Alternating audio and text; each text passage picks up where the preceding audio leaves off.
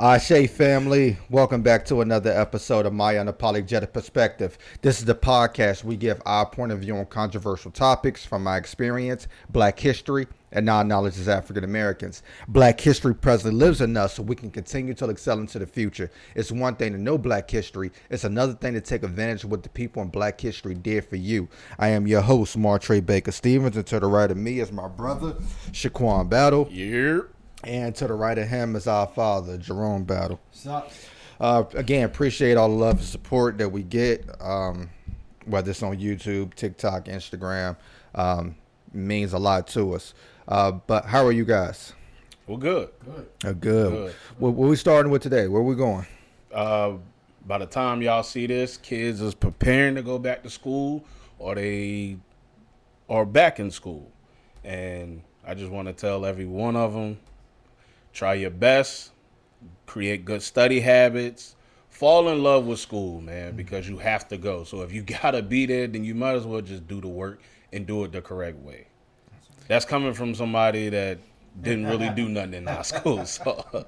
Absolutely. Yeah, education is important. Getting you the tools that you need to go out into the world, even if you're not planning on going to college one day, going to school, if you go to trade school, when you get in there, just go in there and apply yourself to set yourself up for a better future. I'm just seeing people, that I went to school with who didn't really apply themselves, and those habits are still with them today. Yeah. You know what I'm saying? So I just hope that kids understand that how important it is of education, and then continue to educate yourself outside of the educational system is also important. One of my contacts told me Friday at work that it's our son's senior year, and he decided not to play football because he's taking two trades in school this year. One is HVAC and the other one is welding. It's a lot of money. So it's a lot of money. Yeah. So that's good. What's up? What you got? A lot's happened since the last time. I know. Like you said last time, every time we do this podcast, we could talk about, things that happen because it's happening daily. Yeah. Whether it's from this Republican administration or from Donald Trump himself or just what's happening around the United States that still includes racism and discrimination. Mm-hmm. I want to talk about something real quick that well, it ain't gonna be real quick, but I want to talk about something that happens and has been happening regularly under this administration that I think may distort some things about history. And often you're gonna hear people talk about the woke mentality and how the woke mentality is trying to change history. Mm-hmm. Well, we're not trying to change it. We're really trying to report it and keep it alive. Right. Where they're trying to not only they're trying to change it, in certain cases they're trying to erase it. So there's this guy named Albert Pike. He had a statue erected in Washington, D.C. in 1901, and it stood 11 feet tall. And when you add the base to it, it's actually 17 feet high. Now, he was a Confederate soldier, officer actually, but the statue was built from a Masonic leadership perspective. He was a Mason. Albert Pike was affiliated with the Whig Party and later became a successful lawyer specializing in Native American claims against the U.S. government. He served as a captain in the Mexican-American War. And after the war, Pike switched allegiances to the New Nothing Party due to the Whigs Party's reluctance to embrace slavery, and sided with the Confederacy when the Southern states seceded from the United States in 1861. During the Civil War, Pike's knowledge of Native Americans led him to being commissioned the general of the Confederate Army, and he assembled an Indian cavalry loyal to the Confederacy, and he led them in battle. However, his poor leadership and inability to keep the cavalry engaged with the enemy was a major contributing factor to the Confederacy's loss. Not long after this battle, Pike resigned from the army and resumed practicing law and became involved in the Ku Klux Klan. He went on to receive many accolades as a Mason who wanted to erect a statue of Pike in Washington, D.C., when the Grand Army of the Republic and it's a fraternity organization of the Union veterans, found out about the plans, Congress approved the statue to be erected, but only depicting Pike as a civilian, not as a soldier, as they felt that his time in the Confederacy Army and the fact that he represented the Confederacy would be disgraceful to the Union soldiers that died during that time. There's also, later in the years, a lot of administrations and a lot of people wanted to have the statue removed. In the 1990s, there were several activists that tried to have the statue removed unsuccessfully. A couple of them even went on to say that if it was a statue of terrorism, which is true. We talked about that on this podcast before. In a lot of cases, everything that happened with the Civil War was a terroristic act, homegrown terroristic act, which means happening from people within your own country. But it was definitely a terroristic act. In June of 2020, after weeks of protest in response to the murder of George Floyd, protesters using rope and chains pulled the statue down, set it on fire. The then President Trump tweeted, "The DC police are not doing their job as they watch the statue be ripped down and burned. These people should be immediately arrested. A disgrace to our country." Think about that. Yet on January 6th in 2021, the assault on Washington, D.C., the insurrection, if you will, where D.C. police attempted to do their jobs, where several lost their lives either trying to stop the terrorist act or due to suicide sometime afterwards because of how they were treated after this thing was over. The then President of the United States, Donald Trump, did nothing. In fact, within the first 100 days of his current term, he pardoned all of those convicted of crimes associated with the assault on Washington, D.C. In the aftermath of the Civil War, Pike remained deeply opposed to black suffrage, insisting that the white race, and that race alone, should govern this country. It is only one that is fit to govern, and is the only one that shall ever govern this country. Does that sound familiar? The current president, Donald Trump himself, said exactly the same thing. Look at Doge. And when he assembled that group, he said, "I want the smartest and the brightest." So there's no black people included in that group. Because he doesn't view us as being the smartest and the brightest. We know that.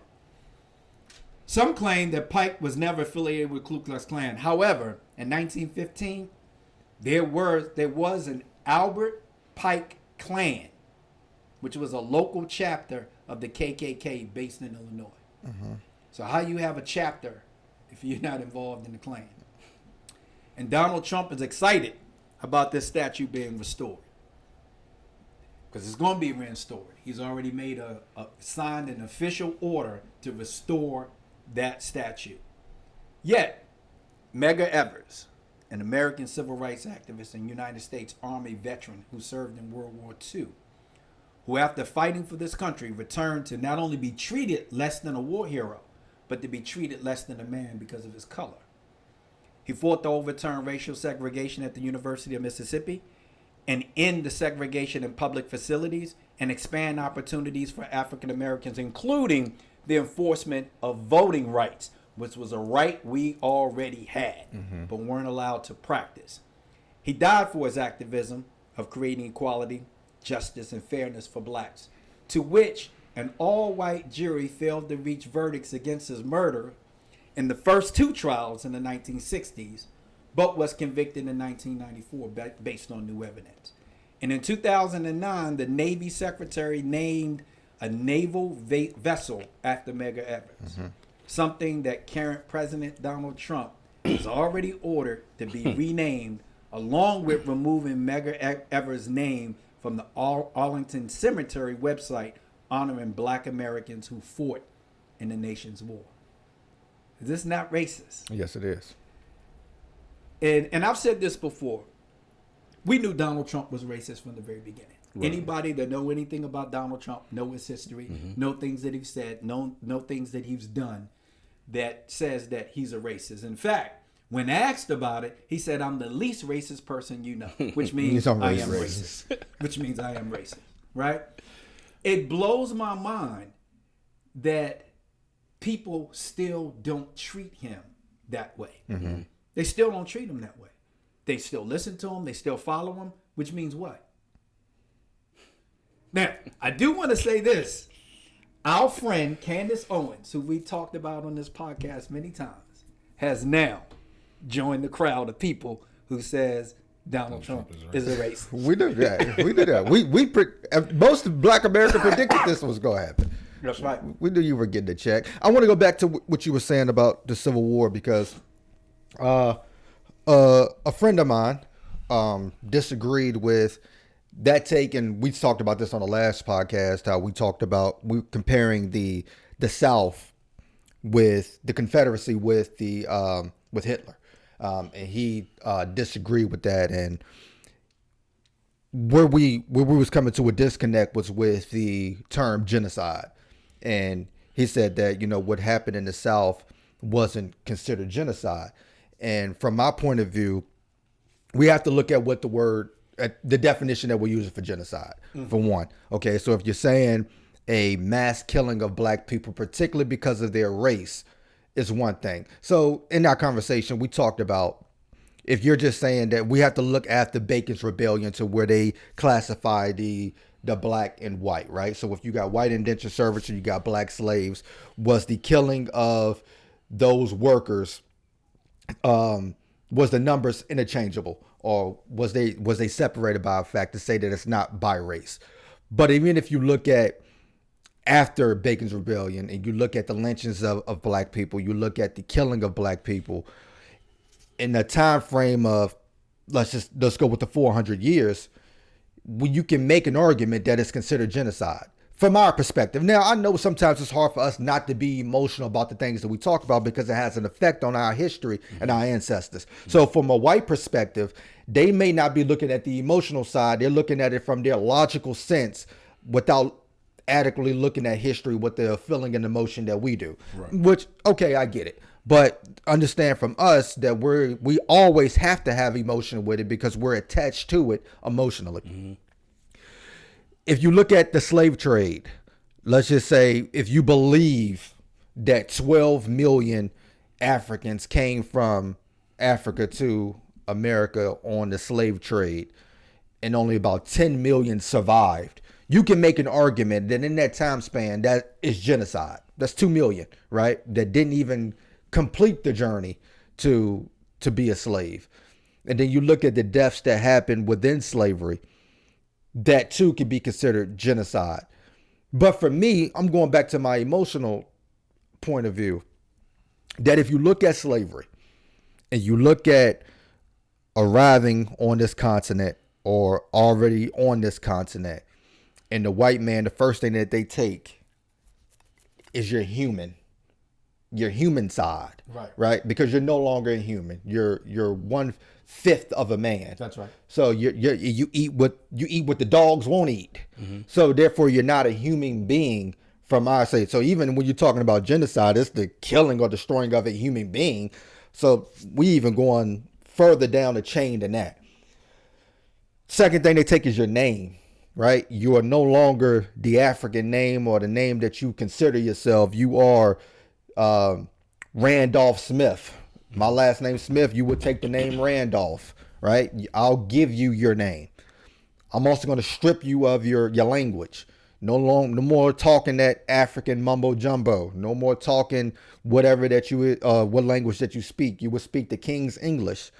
I will strip you of your religion. So no longer will you practice voodoo. No longer will you practice Yoruba. No longer will you practice these things. You will learn the Christian way.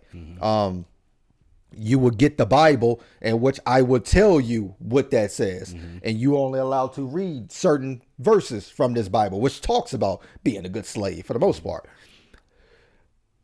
So I strip you of that. I'll let you have a family. You can even jump the broom and pretend like you're married. There's not going to be no documents to say that you're married. You can have a family, but I want you to know that at any given moment, I'll take your children, I'll take your husband, I'll take your wife, and I'll separate you and you'll never see each other again. So from a genocide standpoint, if you're looking at one definition that says genocide is the killing of a particular group based on race or religion or whatever the case may be, okay, that's one definition. Another definition says to destroy somebody, a particular group.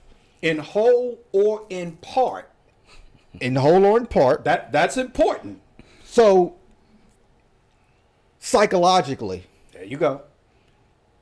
That's genocide. Because Exactly. we're still dealing with the aftermath of slavery to the day. And you're still dealing with aspects of the genocide from the racism and discrimination and injustice. Right, exactly. So it to us, and again, our emotional context may change with their logic of what it is, because if you're talking about, and I don't like making the comparison with the Holocaust. No.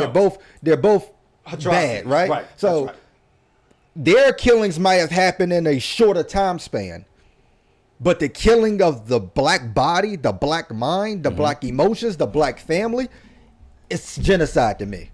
Also, the understanding and the acceptance of what happened is different between the two. Right. Say, for instance, you hear now more about anti-Semitic talk than you do about racial talk. Mm-hmm.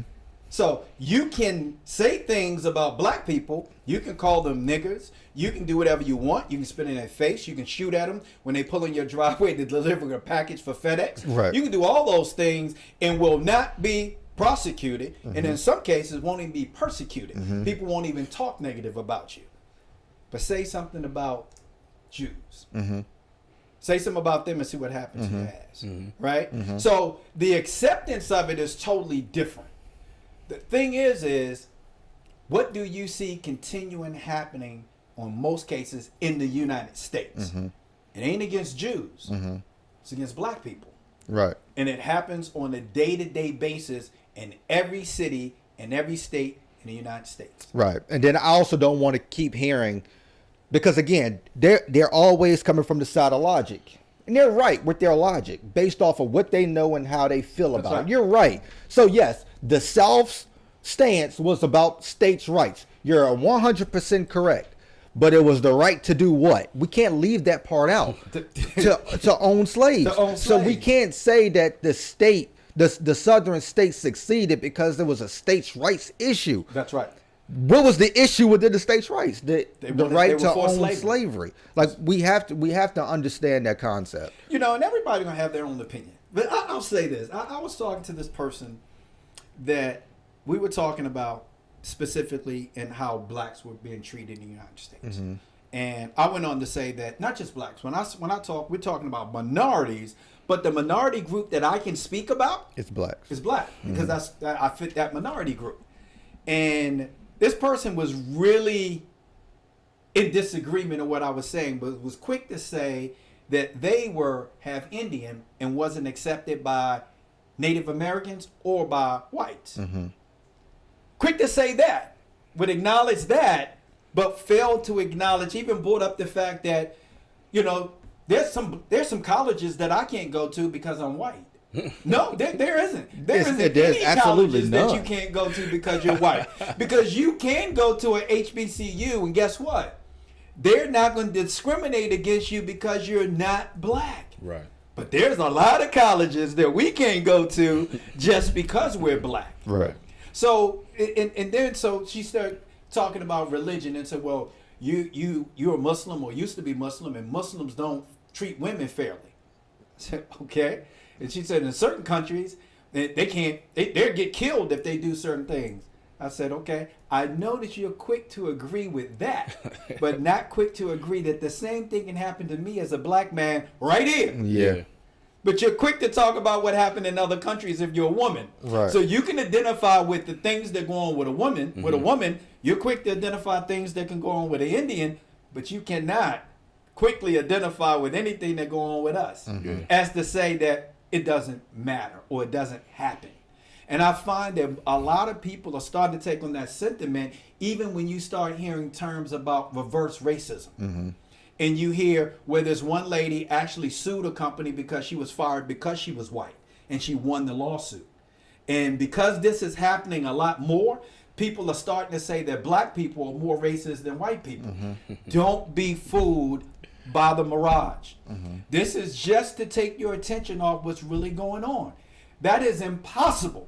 Right. There's no way that black people, because it's down in our nature. Now, we will talk about white people, Right. and we'll call them white people. We'll call them the white guy or the white girl. We'll do that.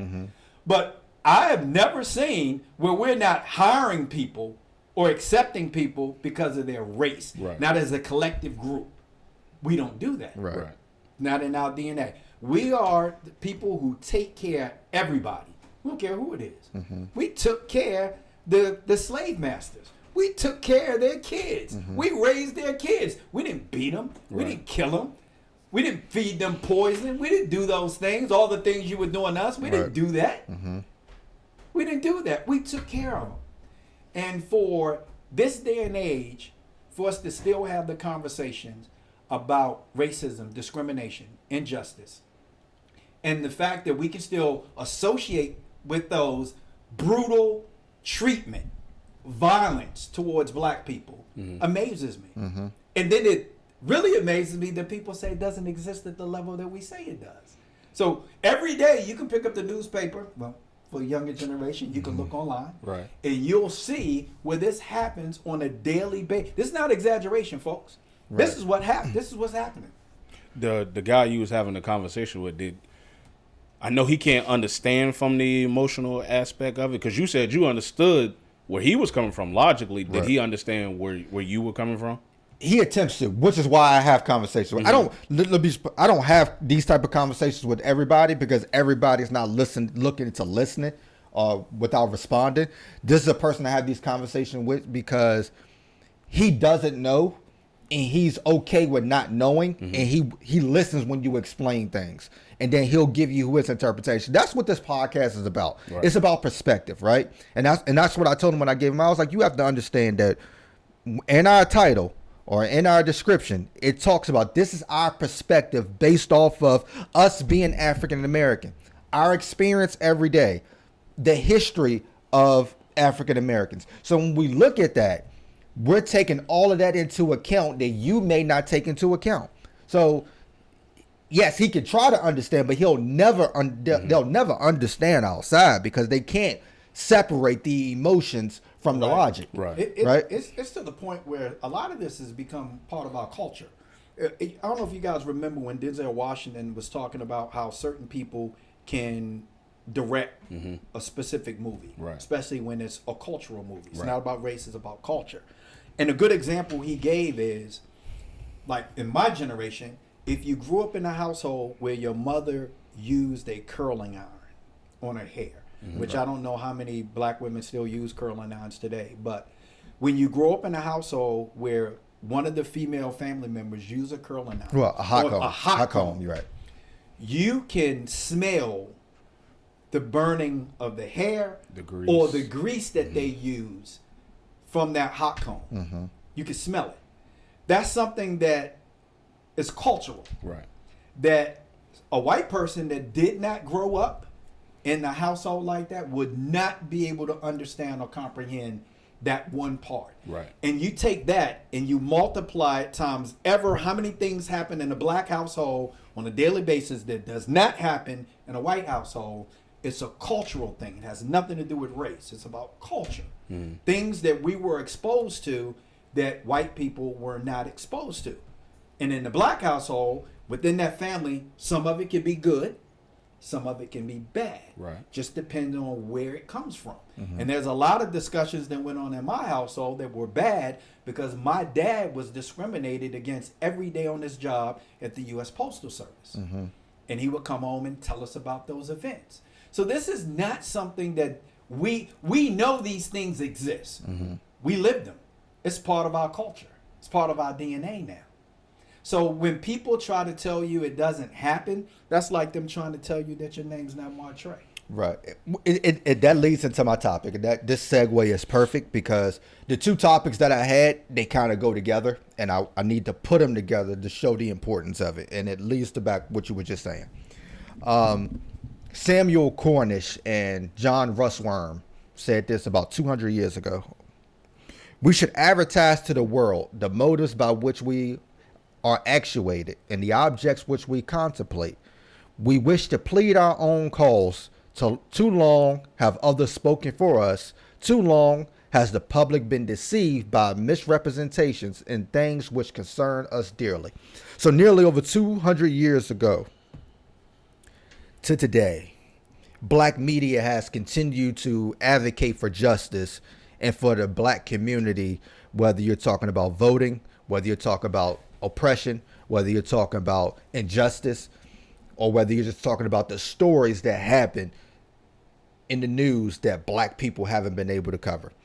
Because a lot of the times white media has always said certain things or portrayed us a certain way, that black media can now give the counter to what white media is saying. So we can go back to the Frederick Douglasses. We can go back to the Ida B. Wellses. Back when Ida B. Wells, her three friends were lynched for who owned a store because they got into it with another store, and she basically started investigating that these lynches were unjust and started writing this in her newspaper. To today, to where we get body cam footage of the police officers, or if somebody just happens to be recording a police interaction, we're able to analyze and break down what we saw based on the black perspective. That's right. In 1827, going back to that, the Freedom's Journal, America's first black-owned and operated newspaper by Samuel Cornish and John Russwurm. This paper served as a platform to talk about racial tension and the wrongful of slavery, because a lot of the white newspapers was talking about how slavery was just and slavery was right. So this gave an opportunity in 1827 where black writers could begin to talk about how bad slavery was for ourselves. There were white abolitionists who were doing this already, but it's a little different if you get the people who have experienced what it was happening to be able to speak about what's happening. The paper also had biographies of black men and black women, where they can get schools, where they can get jobs and housing opportunities. Frederick Douglass, again, one of those abolitionists, who started his own newspaper, the North Star, which was basically based off of following the North Star when you're escaping slavery. But he even explained that this was no disrespect to William Lloyd Garrison, who brought him in as an abolitionist, a white man, because yes, you've helped me tell my story, but I can't publish in your newspaper or their newspaper and expect the same thing from my own self, right? Because if I publish it in your newspaper, you can edit it and take out and do whatever you want to do with it. But if I'm publishing it from my newspaper, I can say it how I want to say it, do it how I want to do it, and give it to how I want to give it to it, right? So, again, Frederick Douglass, that was in the 1840s. 1852, the African Methodist Episcopal Church established the Christian Recorder, which is actually still going on today. But during that time, again, the church is so pivotal in the black community in history. Even if we're not Christians now, we can understand how pivotal the black church was in African American history. Mm-hmm. But they began to cover the Civil War. So the black regiments in the Civil War, they were able to cover the stories, what they were going through. A lot of times we know that they weren't getting paid what the white soldiers was getting paid. This newspaper could cover that. More importantly, what it did during the ending of slavery is people who've lost their family, you can post in the newspaper what your mother's name was, what she looked like, what plantation she was on, and where she was sold to try to be able to reconvene with your family towards the end of that slavery time period. And you probably remember this. In hold on, my laptop trip. 1959, Max Robinson. He read the news at Portsmouth, Virginia television station that actually forced a color bearer. He's the first African American to be an anchor on a local news program in Washington, D.C. But as the anchor in Portsmouth, Virginia, when he was giving the news, they put a logo over top of his face so people wouldn't know he was black. And then the next day they done it but forgot to put the logo up. People seen that he was black. He was fired the next day. But he was able to cover, after he left there, he was able to cover things like race riots, things like housing discrimination for black people in the news. And in 1969, he stayed there until 1978 at WTOP. Robinson moved to Chicago when ABC News chose him as one of the 3 co-anchors for ABC World's News Tonight. Mal Gould in 1962 became the first black network news correspondent for ABC Television Network as the United Nations reporter. He covered Martin Luther King's assassination and able to give a clear, in-depth thing of what was going on in the black community at that time. And actually, when he was in Pittsburgh as a news anchor and a news reporter, he did a story on police brutality. And he was arrested almost like every few months after doing that, to the point where he was going to certain places to report certain stuff. He would have to hide in the trunk so he wouldn't get arrested, so he wouldn't report on what was going on. And then you had Ethel Payne. She became the first female African-American commentator employed by the national network, and CBS hired her in 1972. She was called the First Lady of the Black Press, in which she covered the Montgomery bus boycott. She also was known for having the tough questions when she asked President Eisenhower when he planned to ban segregation in the interstate travel, right to his face. Hey, when you gonna ban this, President? You know, the president's angry response that he refused to support special interests made headlines and helped push civil rights movement. And then you had Samuel Booker Jr., the first black reporter of the Washington Post, known for his cover of the civil rights movement and covering of Emmett Till's death, in which that picture, he convinced them to actually put in, was it Jet magazine or Ebony? I think it was Jet magazine. Of course, you had Jet, Ebony magazines, who also played a crucial role in black media to what we do today. Even us sitting here at this podcast, it's important that we take this platform as seriously as possible, because this is a black news thing. We report on the news from our perspective. That's right. Right? It's not CNN's perspective. It's not Fox News. It's not ABC. It's 3 black people who live in America who have an adequate knowledge of history and reporting other things that certain programmers may not do. Absolutely. Which leads me to new documentary just came out, produced by Ryan Coogler, on Hurricane Katrina, which is showing the black side of what happened in Hurricane Katrina. What's the name of it? Something Hurricane Katrina. I'd have to Google it. But it's on Hulu. I do know that. 5 episodes. So Hurricane Katrina in New Orleans brought 80% of the city underwater, and mostly affecting communities of color. Right. And you've talked about on this podcast, Cancer Alley before, where residents dealt with the environmental consequences of numerous petrochemical plants, which I'll get to in a second. But this was a key point in Hurricane Katrina. But the city of New Orleans completely failed its people. When you watch this documentary, you'll see that from it. This was 2005. I'm 15 at the time. I don't know much about Hurricane Katrina at the age of 15 or what's going on. I only know what the media is telling me, right? And a lot of this stuff that's in this documentary debunked what the media was saying in 2005, because again, we were only getting one perspective. That's right. So, it's called Race Against Time. Race Against Time on Hulu. Most neighborhoods with 75% to 100% black residents suffer moderate to catastrophic damage as a result of Hurricane Katrina.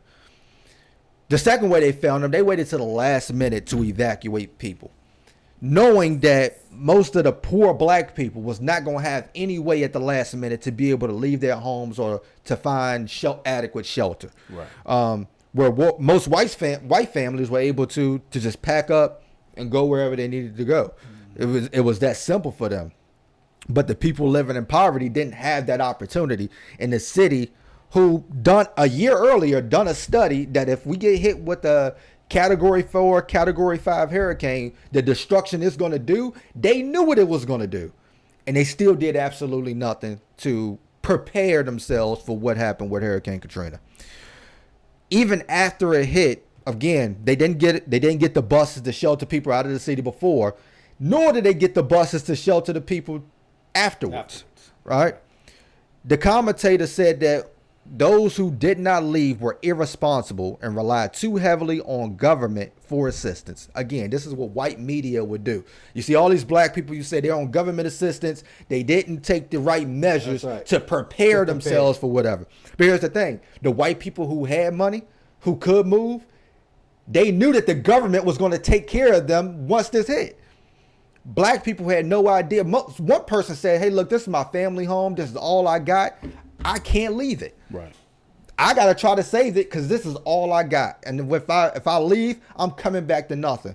White families knew we'll come back to something and we can rebuild.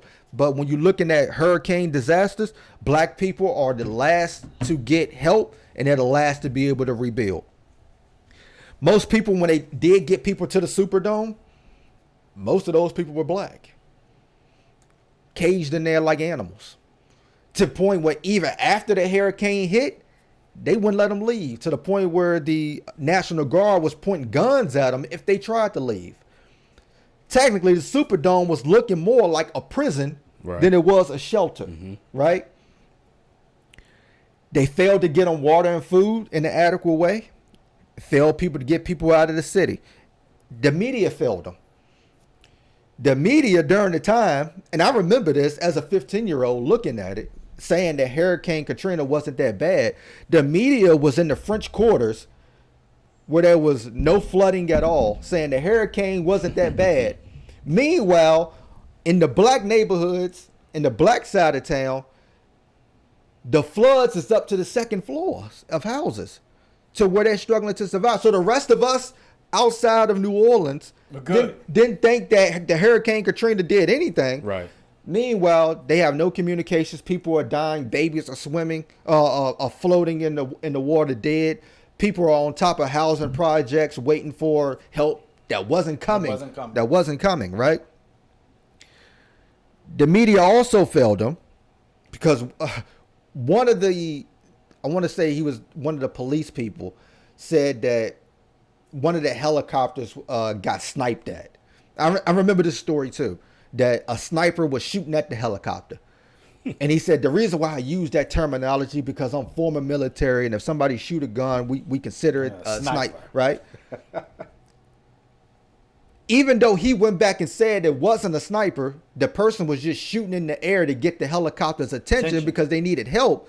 The media ran with it and said that the people in New Orleans, the thugs in New Orleans, was sniping that helicopter. So the buses, the ambulances, nobody wanted to go in New Orleans. Again, Jay-Z got a bar. The helicopter swooped down to get footage, but he didn't swoop you. Correct. Absolutely correct. So the news also said at the Superdome that a little girl was raped in the bathroom and killed. The people at the Superdome had no idea what they were talking about. We live here, we hear, nobody knows what you're talking about. Even when they debunked the story, it still ran a narrative to say that the thugs and the hoodlums in New Orleans are raping and killing little girls in the bathroom. Because again, you lock animals up in a cage, they begin to act like animals. And then, of course, with the chaos, with the looting and all of that other stuff, they didn't realize that the government didn't have any water or food for the people. Right. So, of course, we're going to go in the stores and grab what we need to survive, but it's going to look like there were thugs running a rampage around the city and they ain't got no sense. No, the sense is to survive. Right? I got kids at home. I got a whole family. I got 10 people in one house. So when you see one person carrying a lot of food, I'm carrying it to 10, 15, 20 people. Yeah. So the media, again, don't show that side. FEMA failed them.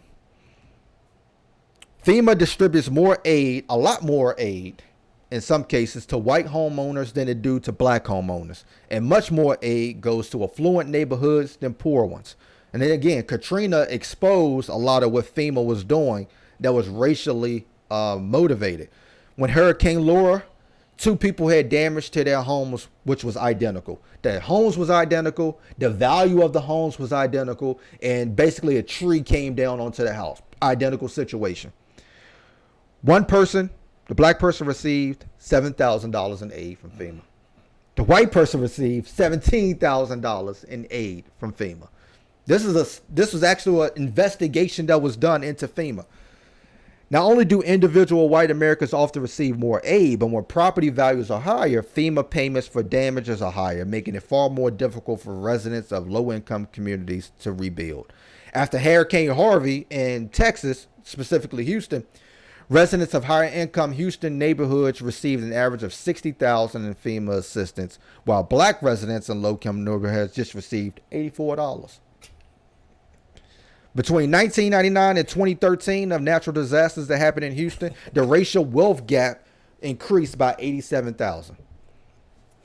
After Hurricane Andrew, which happened in Florida back in 1992, blacks and Hispanics were more likely than whites to receive inadequate settlement amounts, and black neighborhoods were less likely to have insurance with major companies. Hurricane Andrew, for example, hit Florida and Louisiana the hardest. Blacks and non-Cuban Latinos people were less likely to receive adequate insurance settlements for their losses than white settlements for the loss. Hurricane Harvey, again, affected more black people than it did, but the U.S. Department of Housing and Urban Development confirmed its finding that Texas unfairly favored white residents in rural areas when it distributed $1 billion in Harvey aid in 2021.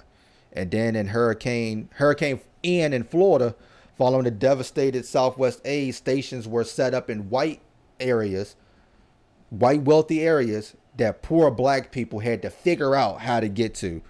Blacks were always last to be helped whenever there's a hurricane or a catastrophe situation that happened. And I'm going back to what you were talking about with the environmental racism on the one episode, with the petrochemical plants affecting black communities. So in New Orleans, you had the swamps. Everybody know about the swamps in Louisiana. So one of the first defenses for hurricane flooding were the swamps. So you had the swamps of water, which is a level area of water with trees in the water all around. So when waves of water come in, it would help slow the water flow and level it out before it ever got to the city. Mm-hmm. The problem is the petrochemical companies that came in and placed themselves, ironically, beside the black neighborhoods, inside the black neighborhoods, those fossil fuels that's coming out does away with the trees in the swamps. So when the water comes in from the Gulf, there's no trees in the swamps to stop it. No buffer. So again, when you go back to Hurricane Katrina, when they came outside in the city, they was like, yo, it ain't that bad. 35 minutes later, water just kept coming. Hour, 2 hours, 3 hours, water just kept coming in, because those petrochemical companies in the black communities that they placed there has been doing away with the environmental factors that can help during a hurricane. So when you talk about over 1 million black Americans live within a half a mile of oil and gas facilities, it is a racist system. When you talk about the levels of cancer with these people living by those areas, with the levels of asthma for the children that live in those areas, when we talk about racism isn't the white person calling me a nigga. I may feel some type of way about it, but that's not the racism I'm talking about. Right. The racism is that the person that's calling me a nigga works into a place, in a system that has this type of control over me. That's right. To where you say, hey, what can we put this petrochemical plant? Let's put it somewhere where it's the least destructive. Let's put it in the black community where it's not affecting the white community. That's right. That is the racism that we're talking about when it comes to system. That's why going back to what I was saying at first, that the importance of black media, because without the black media covering the hurricanes, covering FEMA, investigative reporting into the lynchings back in the day, to the injustice that's done today, to systematic oppression, the wealth gap, the housing discrimination. When we look at all of these things, that is why what we do is so important. Absolutely.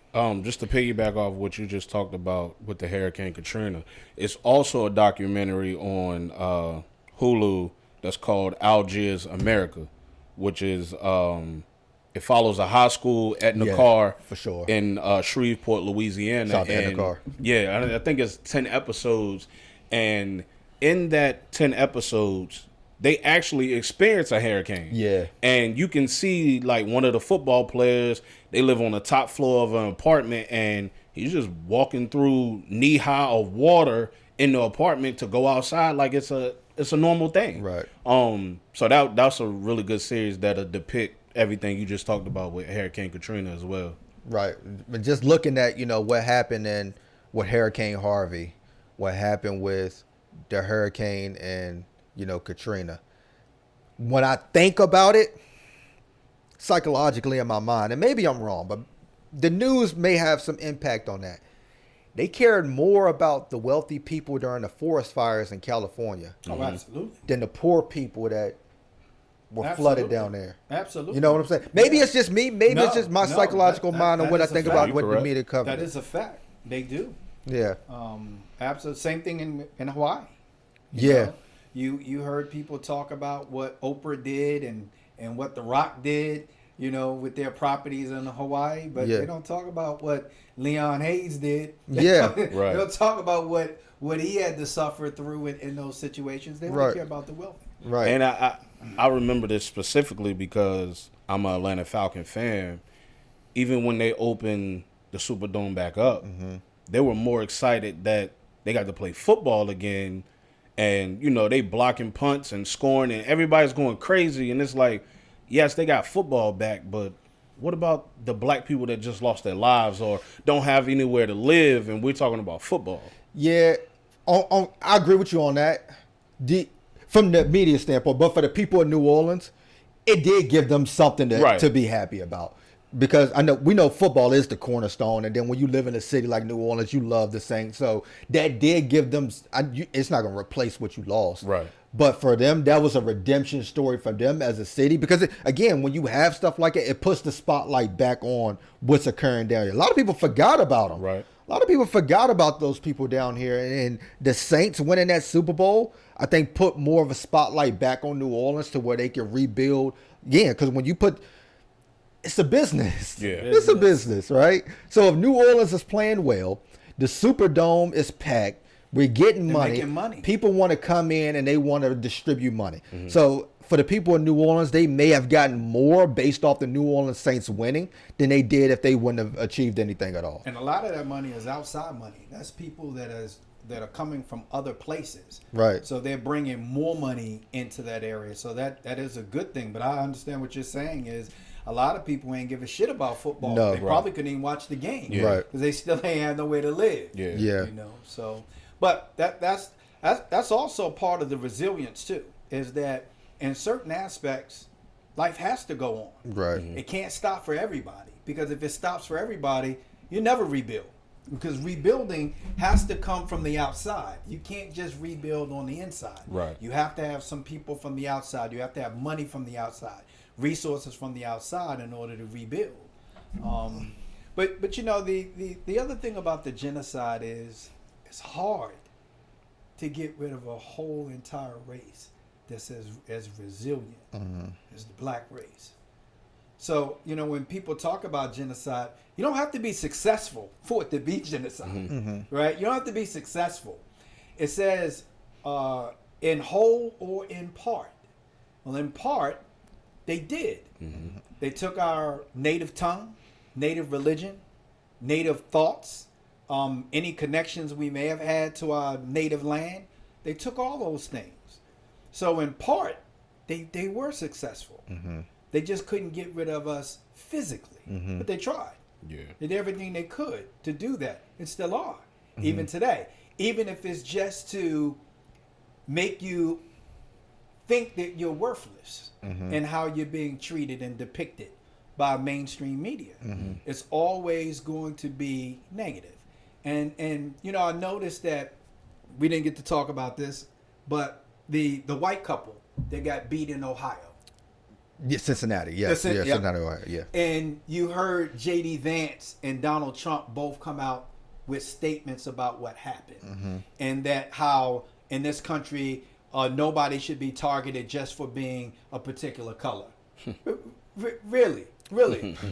How long have we been saying that in this country? I would love to know how they were targeted for that. Yeah. How that's targeted. Well, if you know the whole story, I would love exactly. to know. So again, the media did not release the whole video at first, and you just see these people getting beat, especially the lady at the end. Yeah. But what you don't see is or hear is how this started. Yeah. And how it started was racial slurs coming from the people that end up being victims. Right. And we always say you can say it. Yeah. You got to deal with the consequences that come with it. Yeah. You know.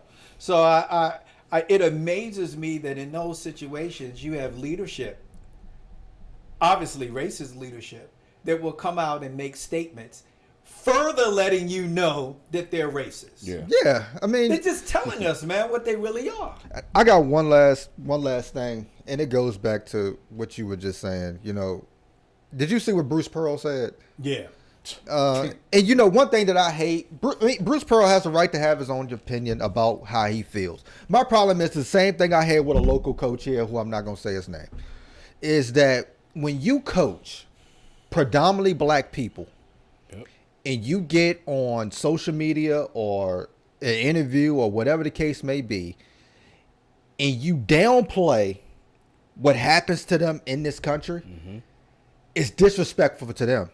That's right. Because you deal with these kids, you deal with their parents, you're involved in their life. And for somebody like Bruce Pearl, who coaches predominantly black children, and I still call them children because those college kids are still children. Right. I don't get how you can get on a public platform and say that, knowing what these kids experience, especially in the South. You know what I'm saying? You built your career off of these folks. Yeah. That nobody would know who Bruce Pearl was if he was coaching a bunch of white kids somewhere else. Yeah. You wouldn't even know who he is. Yeah. You know? But it doesn't surprise me. It really doesn't. Right. Because we've been used for propaganda and for pay for years. So it doesn't surprise me. He does know, he just doesn't want to acknowledge it. Right. But and he knows. I can't stand when people say, oh, the country's never been more divided under Obama. All you hear was black and white. No. It just came to the forefront. Yeah. This is something that's been going on since the beginning of time in America, where it's been black and white in a division. I don't know why y'all think that there was a time where black people and white people were united in America. No. Maybe the only time is 9/11 for a day, when we start to realize what really happened. But other than that, there's no time we're united for specific causes. Right. We were united. Sporting events. When Joe Louis went to Germany and Fort Smellings, we were united. Now, I will say this, for you other countries that talk shit, we will band together and come over there and fuck y'all. We will do that. We will, as Americans, we'll band together, but then afterwards it's right back to your normal place. Yeah. But we will come and fuck you up, though. We'll come back to our own problems. We'll come over there and fuck you up. Speaking of coming together, I do want to acknowledge this because I was a disbeliever of the power that boycotts would have in America today. But I don't know if you guys saw the financial reports for the last 3 quarters for Target. Target, yeah. Horrible. Yes. So in the event, because not only black people boycotted, a lot of people boycotted for the same reasons, and they weren't necessarily black. But the power of the thought of black people saying we're going to boycott for this specific reason, and those that follow, great, but it negatively impacted them to the tune of over $2 billion. Yeah. $2 billion. Yes, so indeed. How's that for your Target? Yeah. Goal? So before we get you good. So before we get out of here, that coincides with the topic that I had, and I seen Saigon he was on a podcast, and you don't have to agree, but what he said, it made me, it stopped me, and I had to rewind it. He said there's no such thing as a black community. And he said you can't have community if the people aren't unified. Yeah. If we aren't cycling our dollars amongst each other, then it's not a community. Right. He also said that, the Pride community, they get laws passed, they stick together. And I started thinking, when we mention black leaders on this podcast, when we mention black laws being passed for black people, it's always back then. It's never, they gave us Juneteenth and we were satisfied. We ain't even asked for yeah, it. we ain't asked for it, but we satisfied with it. Do we have a black leader? Like let's say if one of our kids was experiencing racism at school, it would be me or you that goes up there. We don't have anyone we go to say, you know what, I'm going to go up here for y'all and we're going to band it. We don't have that. No, I mean, you got groups. Then, of course, you got the NAACP, which a lot of the new generation has moved away from because the NAACP covers things that's not specific, right? And a lot of people in the NAACP, they have a lot of unity with white politicians who control what it is that they do. Right. So, I mean, we got a lot of groups. We have a lot of different beliefs. I think the main thing is coming together for a specific cause. Again, we don't need a specific person. We just need people to be able to be educated, to be able to handle things accordingly. You know, because white people don't either. White people ain't got somebody they can call that can go up there. They have that. We just need to be educated in our own minds. So if there is something that's going on in the school, we can get 200 to 300 black people in the school board meeting, you know, like they do. You know what I'm saying? The numbers is what's going to raise. Fred Hampton said this all the time. Like, don't look at me as the leader. The power ain't with me. The power is with all of us, right? The power is within the people. So, yes, every time we've had one leader, the Malcolms, the Martins, they get assassinated and killed. You don't need one person moving. And even Martin will want the leader of the civil rights movement. He was the spokesperson and the image. He talked about the people behind him that's doing all the work. So as long as we can come together and get the numbers together, whether you, and a lot of our disputes are coming from a religious standpoint. You know, you got your Christians, you got your black Muslims, you got your African spirituality. We're more separated from religion than anything. But I think we can get on the same page with the religion side, with the age, with the gender. Because we have a black male, black female problem. Yeah. We have a new kids, old age mentality problem. The same thing they all were rolling the Willie Lynch letter that's pretty much dividing us. Yeah, I was gonna say that's one of the problems as well. Is, you know, you'll have a older guy to say, hey, we need to do this, and then you'll have the youngers was like, we don't need to do that. We need to do it this way. It's been going on. Then you'll have, you know, let's say if you had the middle class black person to say, hey, we need to do this, then you're gonna have the ones that say, he don't know what we go through. He don't live here. So I guess that's the difference. We may not have an organized leader, but there are a lot of leaders that are leading by example. And I'll even give you a great example you talk about all the time. Like, some people may not look at examples as leadership, but I think we should, and we should be telling our kids and grandkids. Like, Cheney is a leader. Like, Cheney is a leader. He's a business owner in Bedford. So when I look at people like Cheney, people who own their own business, people who, like Dr. McGinnis, that's been a teacher or a principal in the Bedford County school system for many years, to me, these folks are leaders. And when it's time to band together, just them showing up without saying a word gives power to the people in those situations. Yeah, and that's the conversation I've had with Cheney before, because Cheney gets phone calls that he don't know why he's getting the phone calls. And you got to tell him, like, Cheney, because people look at you this way. You are a leader. Whether you want to be or not, you are a leader.